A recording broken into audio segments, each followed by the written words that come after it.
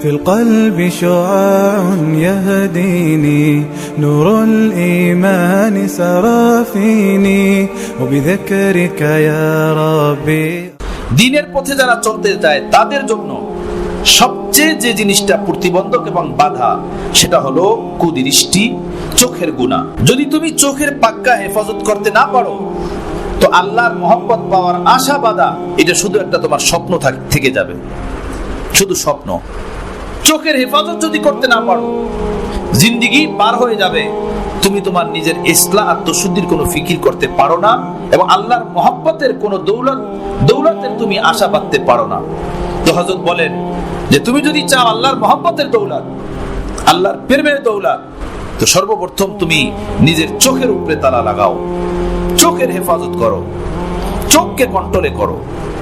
আমি দেখতেছি সহজলভ্য পাপ যেটা অতি সহজে তাকে আল্লাহর থেকে দূরে সরাই দেয় সেটা হলো চোখের গুনাহ, চোখ হেফাজত না করা। আর চোখের এই গুনাহ এটা চাই সশরীরে ডাইরেক্ট কোনো নারীকে দেখা হোক অথবা নারীর কোনো ছবি দেখা হোক, তসবির দেখা হোক, উভয়টাই হারাম এবং নাজায়েজ, কবিরা গুনাহ। রাসূল পাক সাল্লাল্লাহু আলাইহি সাল্লাম বলেন যে কুদৃষ্টি এটা হলো চোখের জিনা, চোখের জিনা। আর যে ব্যক্তি জিনার মতো কোনো পাপে লিপ্ত থাকে সেই ব্যক্তি কি আল্লাহর ওলি বা আল্লাহর নৈকট্যের কোনো স্বপ্ন দেখতে পারে? এটা হইতে পারে? বহুতই ভয়ঙ্কর বিষয়। চোখ নষ্ট হয় না, চোখ দ্বারা মানুষের হৃদয় নষ্ট হয়, দিল নষ্ট হয়। আর দিলের ভিতরে আল্লাহ পাকের মহব্বত তৈরি হয়, আল্লাহ পাকের ইশক ও মহব্বতের আগুন এটা পয়দা হয়। ইবাদত বন্দেগীর দ্বারা নূর আসে এবং আল্লাহ মুমিনের হৃদয়ে আসেন। যখন কুদৃষ্টির দ্বারা হৃদয়ই নষ্ট হয়ে যায়, অন্তরই নষ্ট হয়ে যায়, তখন আর ওই হৃদয়ে ইবাদতের কোনো নূর, আল্লাহর নৈকট্যের কোনো নূর থাকে না। যে হৃদয়ে নূর থাকে না সেই হৃদয়ে আল্লাহ আসবেন কিভাবে? আমার বন্ধুগণ, আমার ভাইয়েরা, নজর হেফাজত করা এটা জরুরি আমল। নজর নষ্ট করা এটা হারাম, এটা চোখের জিনা, এটা কবিরা গুনাহ। আজকে সারা জাহানে, সামাজিক জীবনে, ঘরোয়া জীবনে যত অশান্তি, এই অশান্তির মূল কারণ হলো বিপরদিগী, টিভি, ভিসিআর, ইন্টারনেটের অবাধ ব্যবহার এবং কুদৃষ্টি, চোখের জিনা। স্বামী স্ত্রীর মিল মহব্বত না থাকা, সন্তানদের প্রতি মায়া মমতা না থাকা, এর একটা ভীষণ কারণ হলো চোখ নষ্ট করা, চোখ নষ্ট হওয়া। কথা বুঝতেছেন? মানুষের দিল যখন কোনো নাপাক জায়গাতে লাগে তখন তার বাসা বাড়ি, আপনজন, প্রিয়জন থেকে তার অন্তর উঠে যায়। কারোর সাথে তার দিল লাগে না, কারোর সাথে তার মন লাগে না। একটা জায়গাতেই তার দিল পড়ে থাকে, একটা জায়গাতেই অন্তর পড়ে থাকে। ওই একটা মানুষকে পাওয়ার জন্য জীবনের সমস্ত কিছুকে সে বিসর্জন দেয়। তাওবা তাওবা, আস্তাগফিরুল্লাহ, আস্তাগফিরুল্লাহ। আরে মিয়া, কই মরতেছো, কই যাইতেছো, কই নিজের জওয়ানি জিন্দেগিকে বরবাদ করতে? যা তুমি লুকিয়ে লুকিয়ে জমিনে করো, আসমান থেকে তোমাকে কেউ দেখেন, আসমান থেকে তোমাকে কেউ দেখেন। এখন ইন্টারনেট আর মোবাইল, অ্যান্ড্রয়েড সেট হাতে এসে কম্বলের তলে লুকিয়ে লুকিয়ে পাপ হয়, কামরা বন্ধ করে পড়ে পাপ হয়। কেউ দেখেন না, চক্ষু দেনেওয়ালা মাওলাও কি দেখেন না? সে আল্লাহ তাআলার থেকে কিভাবে আমরা চুপাবো ভাই? সে আল্লাহর তাআলা থেকে কিভাবে লুকাবো? আল্লাহর মহব্বত থেকে চিরতরে বঞ্চিত হয়ে যাইতে হবে। তো কুদৃষ্টি চোখের জিনা। হযরত বলেন যে মানুষ কুদৃষ্টি করে 24 ঘন্টা আকাশ থেকে ওর উপরে আওয়াজ আসতে থাকে, এ চোখের জিনাকার, এ চোখের জিনাকার। গায়েবী আওয়াজ শুরু করে। হযরত বললেন যে ব্যক্তি কুদৃষ্টি করে গায়েব থেকে তার উপরে আওয়াজ আসে, এ চোখের জিনাকার, তোর লজ্জা হয় না? কি দেখোস, কোন দিকে তাকাস? এই জমিনে দেখার মতো তুই আর কিছু পাস না?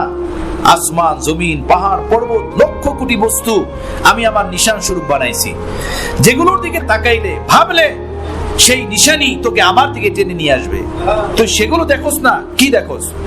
হযরত বলেন এই দুনিয়াতে যদি কেউ কাউকে ডাক দেয়, এই জিনাকার, তো পায়ের জুতা খুলবে তাকে পিটানোর জন্য, যে তুমি আমাকে কি বললা? আমি একজন হাজী সাহেব মানুষ, আমি একজন মুরিদ মানুষ, খলিফা মানুষ, আমি একজন মাওলানা মানুষ, তুমি আমাকে এটা বললা? তার জুতা খুলবে পাও থেকে পিটানোর জন্য।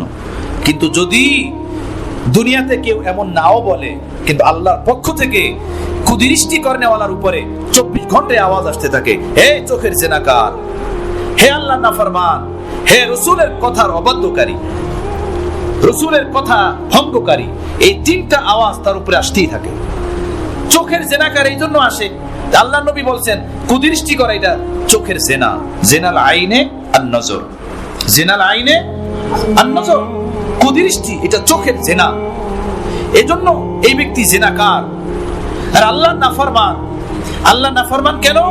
আল্লাহ তার পবিত্র কালামে পাকের ভিতরে বলছেন কুল্লিল মুমিনিনা ইয়াগুযু মিন আবসারিহিম, হে মুমিন বান্দাবান্দীরা তোমরা নিজেদের নজরকে নিচে রাখো, নিয়ন্ত্রণে রাখো। পুরুষরা ভিন নারীদেরকে দেখবে না, ভিন নারীরা ভিন পুরুষদেরকে দেখবে না, এটা চোখের জেনা। জালিকা আসকালাহুম, যদি নজর হেফাজত করতে পারো এই এক আমল তোমাদেরকে আত্মশুদ্ধির শ্রেষ্ঠ মাকামে পৌঁছে দিবে। আসকালাহুম, আসকা জালিকা আসকালাহুম, যে চোখের হেফাজত করবে, আসকালাহুম ইসমে তাফজিলের সিগায় যে আত্মশুদ্ধির শ্রেষ্ঠ মাকামে পৌঁছে দিবে তাকে। চিন্তা করেন চোখের হেফাজত করা। তো যে চোখের হেফাজত করলো না সে আল্লাহ পাকের এই আয়াতের নাফরমান। এজন্য তার উপরে আওয়াজ আসতে থাকে হে আল্লাহর নাফরমান, হে আল্লাহর নাফরমান। আরেকটা আওয়াজ আসে হে আল্লাহর অভিশপ্ত বান্দা, আল্লাহর অভিশপ্ত বান্দা। কেন? নবী আলাইহিস সালাতু ওয়াস সালাম বদদুয়া করছেন, হে আল্লাহ যে নারীরা পুরুষরা পরস্পরে একে অপরকে দেখে এবং দেখার সুযোগ করে দেয়, আপনি উভয়ের উপরে আপনার গজব ফেলান, আপনার অভিশাপ ফেলান। হাদিস হলো এই লানাল্লাহুন নাযিরা ওয়াল মানজুরা ইলাই, যে ভিন নারীদেরকে দেখে ওই দেখনেওয়ালা পুরুষের উপরে আল্লাহর লানত। আর যে নারীরা ভিন পুরুষদেরকে দেখার সুযোগ করে দেয়, ছবির মাধ্যমে হোক, ভিডিওর মাধ্যমে হোক, অথবা ডাইরেক্ট এসে হোক, কল ফোনের মাধ্যমে হোক, আল্লাহ আপনি তাদের উপরে আপনার গজব ফালান, আপনার অভিশাপ ফালান, আপনার লানত ফালান। তো যে নারী পুরুষ কুদৃষ্টি করে সে যেন আল্লাহর নবীর এই বদদুয়ার খেলাফ করলো। তো তার উপরে আওয়াজ আসতে থাকে হে আল্লাহর লানত প্রাপ্ত বান্দা, হে আল্লাহর অভিশপ্ত বান্দা। এই তিনটা আওয়াজ তার উপরে আসতে থাকে 24 ঘন্টা। আল্লাহর লানত প্রাপ্ত, হে চোখের জেনাকার, হে আল্লাহর নাফরমান। হযরত মুজলিসির ভিতরে বললেন, বলো তোমাকে যদি এই দুনিয়াতে কোনো একটা মানুষ একবারের জন্য এইভাবে ডাক দেয় যে হে চোখের জেনাকার, হে লানত প্রাপ্ত বান্দা, হ্যাঁ হে আল্লাহর অভিশপ্ত বান্দা, বলো তার সাথে তুমি কিভাবে লড়াই করবা, তার বিরুদ্ধে তুমি কিভাবে লাগবা। দেখো দুনিয়ার কেউ দেখে না, কিন্তু কুদৃষ্টি করার কারণে গায়েব থেকে তোমার উপরে কিন্তু এই আওয়াজ প্রতিদিন অসংখ্যবার আসতেছে, অসংখ্যবার তোমাকে ডেকে ডেকে এই কথা বলা হইতেছে যে আল্লাহর নাফরমান, চোখের জেনাকার, হে আল্লাহর অভিশপ্ত বান্দা। আমার বন্ধুগণ, আমার ভাইয়েরা, চোখের হেফাজত বহুতই গুরুত্বপূর্ণ বিষয়। যার চোখ নিয়ন্ত্রণে নাই তার দিল নিয়ন্ত্রণে থাকে না, যার দিল নিয়ন্ত্রণে থাকে না তার অঙ্গ প্রত্যঙ্গ নিয়ন্ত্রণে থাকে না। হয়তো সে নিজের জীবনের উপরে নিজেই জুলুম কইরা ধ্বংস করে দিবে, অথবা নিজের জীবনকে পাপের মার্কাজে নিয়ে যাবে, নিয়া নিজের ঈমান ইসলামকে সেখানে ডুবাইয়া দিবে। আল্লাহ আপনি আমাদের সকলের উপরে মেহেরবানি ফরমান, আমরা যেন এই গুনাহ থেকে শতভাগ পরহেজ করতে পারি, তওবা করতে পারি। এখন সব উম্মত কুদৃষ্টির ভিতরে ডুবা, বেপরদিগের ভিতরে ডুবা, দাড়ি চাচার ভিতরে ডুবা, টিভি ভিসিআর ইন্টারনেটের অপব্যবহারের ভিতরে ডুবা। সেখানে তাদেরকে শুধু নামাজের ফজিলত শোনানো আর মক্কা মদিনার হজ উমরার ফজিলত শোনানো, এটা কোনো ভালো তবিব, ভালো ডাক্তার, ভালো রুহানি চিকিৎসকের আলামত না। হ্যাঁ, হযরত কেমন মানুষ ছিলেন? হযরত বললেন, আমি অসুস্থ হয়ে গেলে আমাকে তোমরা হাসপাতালে নিবা না, আমি যেন হাসপাতালে নার্সের মাঝে মারা না যাই, আমি এমন অবস্থায় দুনিয়া থেকে না যাই যে আমার চতুর্পাশে বেপরদার নার্সরা দাঁড়াই আছে, তারা আমার উপরে মেশিন ধরে আছে, আমার প্রেসার মাপতেছে আর আমাকে দেখতেছে, এমন যেন না হয়। আমি আমার আশেক মুরিদ এবং আমার দেওয়ানাদের মাঝে আমি মরতে চাই। তো হযরতের মুরিদিনরা তাই করছেন, দামি দামি মেশিন নিজেদের টাকা পয়সা খরচ করে করাচির খানকাতে কিনে নিয়ে আসছেন, হাসপাতালে হযরতকে নেন নাই। আল্লাহ তাআলা হযরতের আশা পুরা করছেন। হযরত যখন দুনিয়া থেকে বিদায় নিছেন, খানকা বড় হযরতের আশিকিন, দেওয়ানা, খোলাফা, মুরিদিন, খাদেমিন মওজুদ ছিলেন তখন। কথা বুঝতেছেন আমার বন্ধুগণ? এতটুকু পছন্দ করেন নাই যে আমার অসুস্থ অবস্থাতেও আমার দেহের উপরে কোনো নার্স হাত দেখ। দেখেন ঈমান কেমন, ইসলাম কেমন, তাদের জিন্দেগি কেমন, আল্লাহ নূরানি, তাদের অন্তর কেমন। নিজের বউ মায়ের দিকে হযরত কোনোদিন তাকান নাই। হযরতের একমাত্র ছেলে হযরত মাওলানা মাজার সাহেব, ওনার স্ত্রী হযরতের বৌমা বলছেন যে আমি এই ঘরে 35 বছর যাবত ঘর সংসার করতেছি, কিন্তু আমার শ্বশুর আমার দিকে কোনোদিন তাকান নাই। সুবহানাল্লাহ বিহামদি, কোনোদিন তাকান নাই। যখনই ঘরুলি মুআমালাতে মশওয়ারার প্রয়োজন হয়েছে, হযরত চেয়ার আনাইছেন, হযরতের বরাবর পিছনে চেয়ার রাখছেন, হযরত এভাবে সামনের দিকে বসে কথা বলছেন, ঘরের বিষয়ে আলোচনা করতে হয়েছে। কারণ আম্মি জান তো অনেক আগেই দুনিয়া থেকে বিদায় নিয়েছিলেন। কথা বুঝতেছেন আমার বন্ধুগণ? সুবহানাল্লাহ বিহামদি। আমার ভাইয়েরা, আমরা সকলে হিম্মত করি, ফিকির করি, গুনাহ থেকে বাঁচা সহজ তরিকা হলো আসবাবে গুনাহ থেকে দূরে থাকা। আসবাবে গুনাহ থেকে দূরে থাকা। যে পরিবেশে গেলে, যে স্থানে গেলে, যে জায়গাতে গেলে আমি পাপে পড়ব, আমি সেই জায়গাতে যাব না। মা নারাজ হয় হোক, বাবা নারাজ হয় হোক, বোন নারাজ হইতেছে যে ভাগ্নির বিয়া, সেখানে যদি না যাই বোন নারাজ হয়ে যাবে, দুলাভাই নারাজ হয়ে যাবে, কিন্তু বিয়া সেখানে হইতেছে ঢোল বাঁশি দিয়ে, বেপরদা দিয়ে, ছবি ভিডিও দিয়ে, গায়ে হলুদ দিয়ে, আমি সেখানে যাব না। সেখানে আল্লাহ নাফরমানি।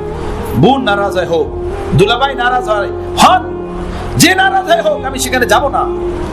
আমার মা নারাজ হয় হোক, আমার কোনো পরোয়া নাই। সমস্ত জাহান যদি আমার খেলাফ চলে যায়, যেখানে আল্লাহ নাফরমানি হয়, আমি সেখানে যাব না। এই সকল পাক্কা আজম এরাদা করলি এরকমের জমানায় গুনাহ থেকে বাঁচা সম্ভব। কারণ বাপ মা দাওয়াত দেয় গুনাহের দিকে যাওয়ার, বন্ধু বান্ধব দাওয়াত দেয় গুনাহের দিকে যাওয়ার, ভাই বেরাদার দাওয়াত দেয় গুনাহের দিকে যাওয়ার। আপনি কোথায় যাবেন? কিভাবে বাঁচবেন? পাক্কা আজম এরাদা যদি না থাকে, গুনাহ থেকে বাঁচার কোনো রাস্তা নাই। আমার কবরে আমাকে যেতে হবে, আমার কাফনে আমাকে ঢুকতে হবে, মহানবুল আলামিনের দরবারে আমাকেই দাঁড়াতে হবে, আমার জীবনের ভালো মন্দ সম্পর্কে তাকেই হিসাবদিহিতা করতে হবে। কথা বুঝতেছেন? হ্যাঁ, আমার হিসাবের জন্য কেউ দাঁড়াবে না। অতএব আমার জীবনটাকে সুন্দর বানানো, পবিত্র বানানো এবং আলোকিত বানানো, এর দায়িত্ব আমাকেই নিতে হবে। এর জন্য ফিকির আমাকেই করতে হবে। আমার ভাইয়েরা, হ্যাঁ, আমরা অনেকে মনে করি আলহামদুলিল্লাহ আমি দাঁড়িয়ে আছি না, আলহামদুলিল্লাহ 5 ওয়াক্ত নামাজ জামাতের সাথে পড়ি, আলহামদুলিল্লাহ আমি টিভি দেখি না, আমার বাসায় টিভি নাই। ভালো কথা, সব সেটগুলো ভালো। আলহামদুলিল্লাহ আমি মাদ্রাসা মসজিদে যাই, আলেম ওলামাদের মজলিসে যাই, সব ঠিক আছে। কিন্তু এক চোখের রাস্তায় আমি মার খেয়ে আছি, এক চোখ আমাকে বরবাদ করে রাখছে। কথা বুঝতেছেন? শালীর থেকে পর্দা করে না, জ্যাঠুস থেকে পর্দা করে না, রাস্তাঘাটে চোখ বাঁচায় না, নজর বাঁচায় না, পাক্কা দুনিয়াদার। হাজারো কাজ, নেক কাজ করার পরেও এই ব্যক্তি পাক্কা দুনিয়াদার, পাক্কা শাহওয়াতে ডুবা, পাক্কা পাপের জগতে ডুবা। কথা বুঝতেছেন আমার বন্ধুগণ?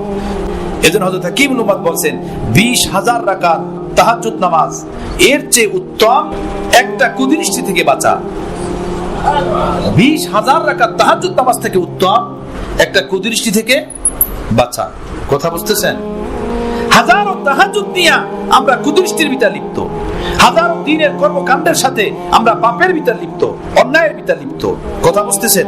চোখে সুরমা দিয়ে, মাথায় পাগড়ি বেঁধে, লম্বা দাড়ি নিয়ে, লম্বা জুব্বা নিয়ে আমরা এই পাপের ভিতর লিপ্ত, বিপরদিগের ভিতর লিপ্ত।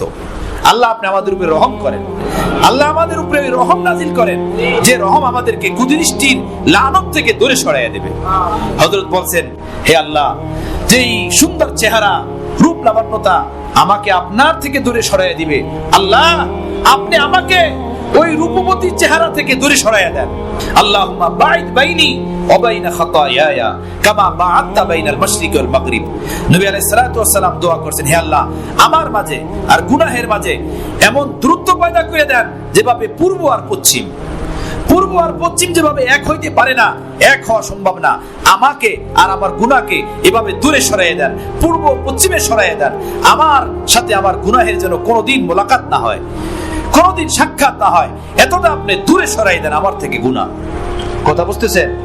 এখন মোবাইল খুললে তাম জাহানের ছবি, তাম বন্ধুদের ছবি, তাদের মেয়েদের ছবি, তাদের স্ত্রীদের ছবি, ভাবির ছবি, মামার ছবি, মামাতো বোনের ছবি, এগুলো সব মোবাইলে ভরা।